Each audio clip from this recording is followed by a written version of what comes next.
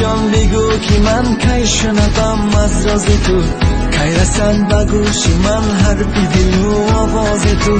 میگریزی از برم خنده کنم جلوه کنم، میکشد آخر مرا کرشم و سناز تو. نگو ریختم از برات دروغ مگو ای به وفا، تو بیدان که من گولم دارم و خود ناز و ادا. تو شدی عاشق اگر به حسن به همتای من، تنه بر من تو مزن که میشوم از تو جدا.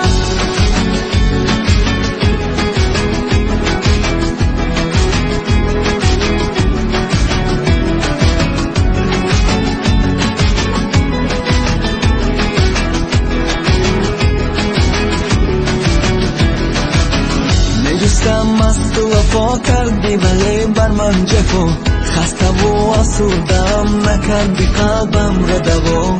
باشی اگر یار من باید شوی غمخوار من، محبتم را بودین در چشم انتظار من. میجستم از تو وفا کردی ولی بر من جفا، خسته و آسودم نکردی قلبم را دوا. باشی اگر یار من باید شوی غمخوار من، محبتم را بودین در چشم انتظار من. یار جان بگو که من کی شنوم از راز تو، کی رسند به گوش من حرف دل و آواز تو.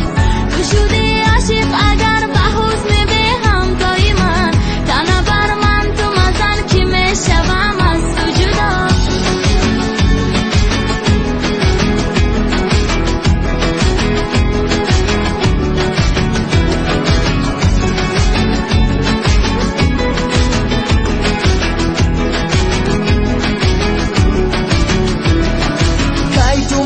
صدا کنی برای من وفا کنی، با بغضم مبتلا شدم کی تو مرا دوا کنی. نرفتی از خیال من، نظر بکن به حال من که من هنوز زندم، بگشتی از وصال من. یار جان بگو که من کی شنوم از راز تو، کی رسند به گوش من حرف دل و آواز تو. تو شدی عاشق اگر به حسن به همتای من، تنه بر من تو مزن که میشوم از تو جدا. یار جان بگو که من کی شنوم از راز تو، کی رسند به گوش من حرف دل و آواز تو.